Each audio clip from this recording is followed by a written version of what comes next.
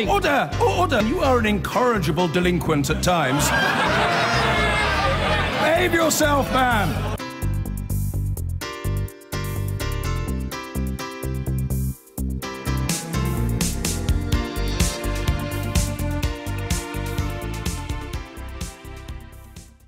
Jeremy Corbyn has condemned the violence inflicted by all sides during the crisis in Venezuela, but failed to criticise President Nicolas Maduro personally. The Labour leader is under pressure to denounce Mr Maduro after previously praising the country's political system. I'm very sad at the lives that have been lost in Venezuela. The people that have died, either those on the streets or security forces that have been attacked by people on the streets, all of those lives are terrible for the loss of them. There has to be a dialogue and a process that respects the independence of the judiciary and respects the human rights of all. And I think President Macron's call today that there has to be dialogue is a good one, and it should be regionally based to improve the situation there. There has to be respect for the Constitution and respect for the independence of the judiciary. What I condemn is the violence that's been done by any side, by all sides in this. Violence is not going to solve the issue. The issues of Venezuela are partly structural because not enough has been done to diversify the economy away from oil. That has to be a priority for the future. But we also have to recognise that there have been effective and serious attempts at reducing poverty in Venezuela, improving literacy and improving the lives of many of the poorest people. Let's speak to our senior correspondent, Ian Woods, to get some reaction to what Mr Corbyn had to say. Ian, good afternoon. He's been under, he would have known this was coming. He's come back off holiday. He would have known that he was going to be asked about this, and the pressure that's been put on him by the opposition and the media as well means that we knew that was coming, didn't we? Yeah, and he has chosen his words extremely carefully, as we would expect him to do so. Someone who has had a close relationship with the Venezuelan government in the past, dating back to the time of the Hugo Chavez presidency, and over recent years as well. And since he became Labour leader, he has still been someone who would describe himself as a supporter of the Venezuelan ideal, if you like, in terms of reducing poverty. And he still talks about that now. He was asked later on in the interview there whether he regrets having given President Maduro his support. He said, "I gave the support of many people around the world to the principle of a government that was dedicated towards reducing inequality and improving the life chances of the poorest people." And he is clinging to that, even though I was speaking just a short time ago to someone representing Amnesty International in the area, who says that the situation has worsened even since the election last week, and the humanitarian crisis is now of such a scale that people are dying unnecessarily through poverty. So the ideal of Venezuela may have been at reducing poverty, but in practice over recent months that has not been the case, and the mortality rate has risen, and there have been real problems in the country, and there is a lawlessness in the capital and elsewhere as well, and people representing the authorities are not being brought to book because of that. So the situation on the ground in Venezuela, according to those who know best, is getting worse, but the principle of how the Venezuelan government sought out supposedly to defend the poor in the past is something that Jeremy Corbyn is still defending. Ian, thanks very much. Jeremy Corbyn returned from holiday today to begin 3 weeks of campaigning across the country. But on his first day back, he's been facing questions about events abroad. When asked about violence in Venezuela, he said he condemned it, but failed to specifically criticise the country's president. Nicolas Maduro has been accused of jailing opposition leaders, rigging a recent election and presiding over months of protests in which more than 100 people have been killed, many at the hands of the security forces. Vicky Young reports. Back from holiday and back on the campaign trail. Jeremy Corbyn says he and his party were written off but proved people wrong. He hopes this summer tour of Britain will build on the progress made at the election, and he'll focus once again on public services. It's no good congratulating firefighters, paramedics, police officers for running into a burning building, as they did at Grenfell Tower, and then deny them the proper reward of decent wages and job security in the future. Enough of this canton hypocrisy. Pay them properly and fund the services properly. Mr Corbyn insists he's the only leader offering a message of hope to voters. The next general election isn't due for almost 5 years, but Westminster's been a volatile place recently, and Jeremy Corbyn says he wants to be ready for the unexpected. Labour's identified dozens of seats where they believe they can beat the Conservatives next time round, and officials say Mr Corbyn is now in permanent campaign mode. But it's events thousands of miles away in Venezuela that some want the Labour leader to talk about.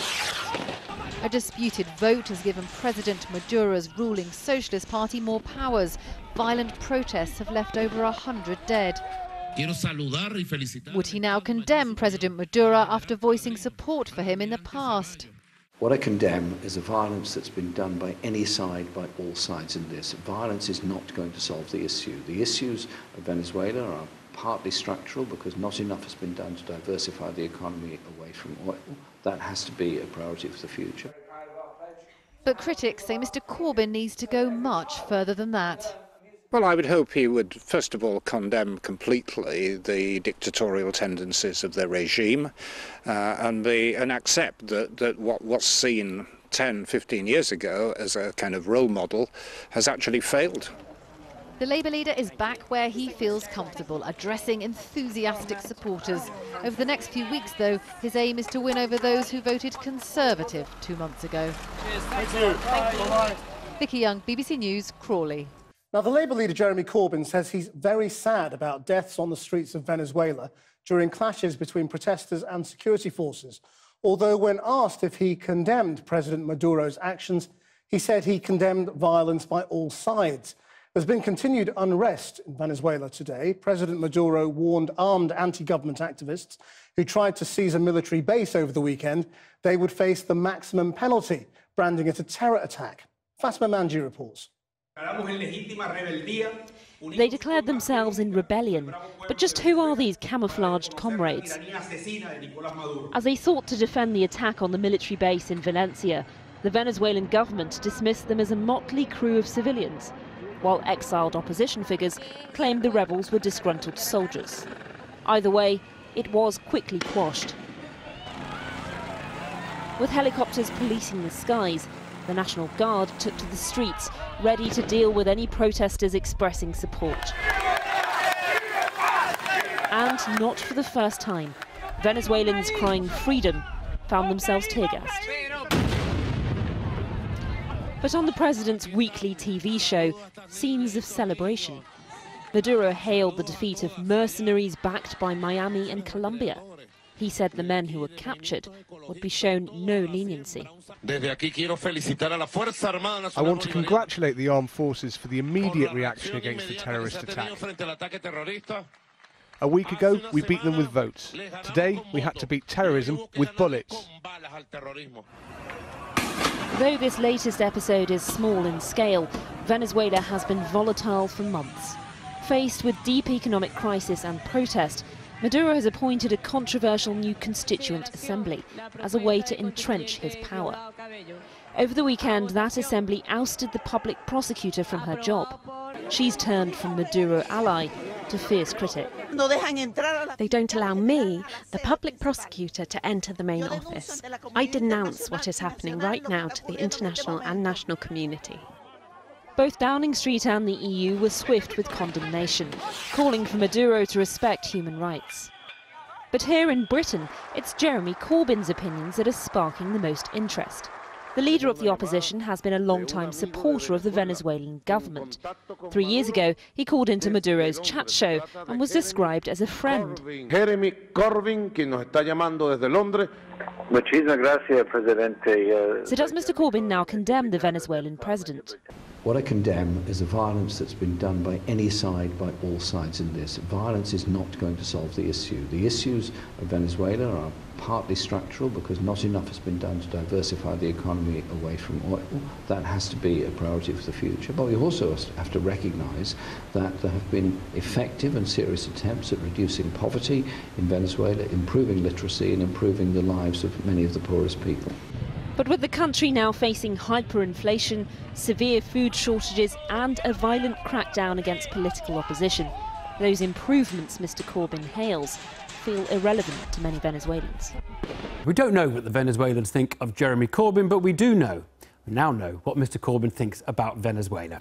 He's back from a holiday in Croatia and was under immediate pressure to condemn the socialist government in that country, having given it warm support in the past.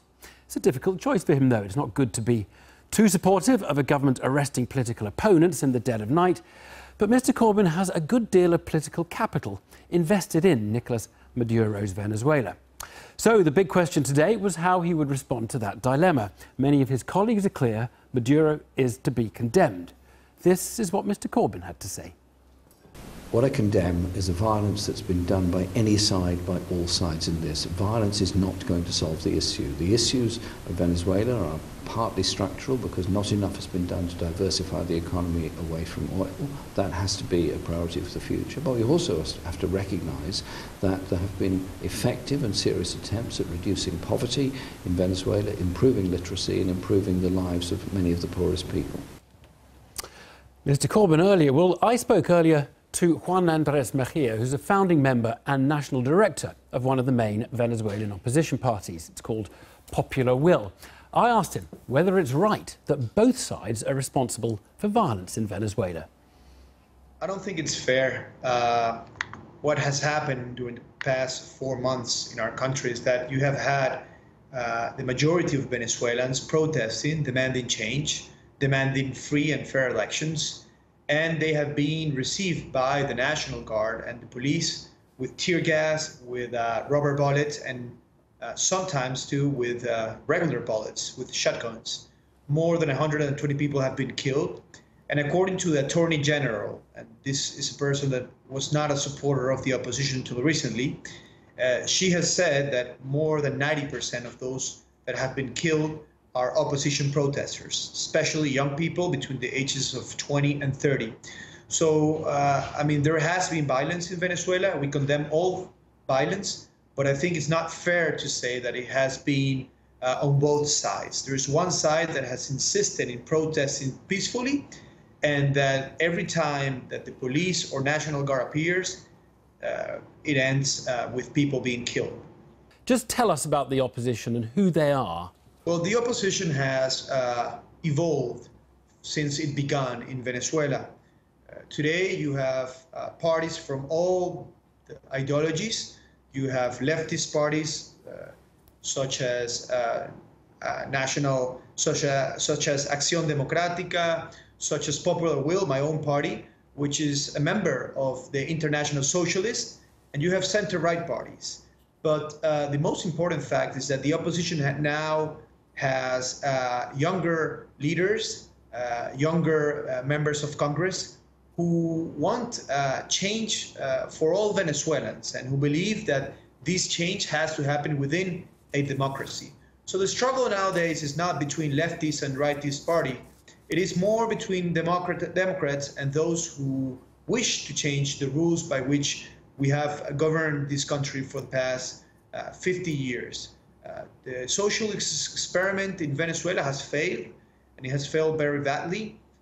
The economic and political crisis we have is tremendous. There has never been something alike. A lot of people are not eating 3 times a day. Many people are eating from the garbage. Scarcity of basic goods is very severe. So it is very clear for most Venezuelans who want change, for most Venezuelans who are willing to elect a different president, that the struggle nowadays is not between two halves, two parts of the country. It is between the majority of the people who want change and those who refuse to allow it. You're a party of the left, we should be clear. Yeah. Are you saying socialism doesn't work, and you've seen that in Venezuela? Excuse me when I speak about socialism in such an easy way, because when we say socialism in Venezuela, we're meaning it's more communism than anything else. In Venezuela, this is not a socialist experiment, to be fair. It's more of a leftist, autocratic experiment. There's no freedom of expression in Venezuela. There is no freedom of speech. You have hundreds of political prisoners in our country. So this is not a very socialist experiment. This is a country where those in power have tremendous benefits. They move around the city of Caracas with bodyguards in in bulletproof cars. They have become an elite themselves, while the rest of the country has been suffering. This is not a socialist government. This is an elite that call themselves socialists, but their actual interest in staying in power forever. Your party, Popular Will, is a member of the Socialist International, which actually means it is affiliated through that to the Labour Party in the United Kingdom. I mean, how important is it that foreign left-of-centre parties support your side of this argument rather than the Maduro side? It is very important because the government has a strong propaganda team. It is not fair. We don't feel supported when governments around the world present the situation here as if it was a conflict between left and right-wing parties. This is a conflict between democracy and dictatorship. This is a conflict between respecting human rights and violating human rights. This is a conflict between the majority of the people who want change and who want to bring that change with elections, and between a minority who is willing to do anything to stay in power. I mean, what do you think when you see Jeremy Corbyn essentially trying to steer a rather fine line between the two sides in this? What I would say to Jeremy Corbyn is that he really has to know what's going on in our country to be able to make a statement. Violence has not been done by both sides. Violence has been promoted by the government. They have armed paramilitary groups that have taken the lives of hundreds of people in Venezuela. And maybe the mothers and fathers of those that have been killed would be willing to speak to Jeremy Corbyn to explain and to tell him what the real situation has been. People such as Neomar Lander, a 17-year-old teenager who went out to the streets to protest because he was convinced that he should have a different future. People such as Fabián Urbina, who was killed by a gunshot shot by a member of the National Guard, and all he was trying to do was raising his voice for a different country, for democracy. So I'm pretty sure the family of these people that have been killed are willing to let Jeremy Corbyn know what the real situation has been and how they have been killed during the past 4 months. Juan Andres Mejia, thank you so much. Thanks for your time tonight. Thanks. I've been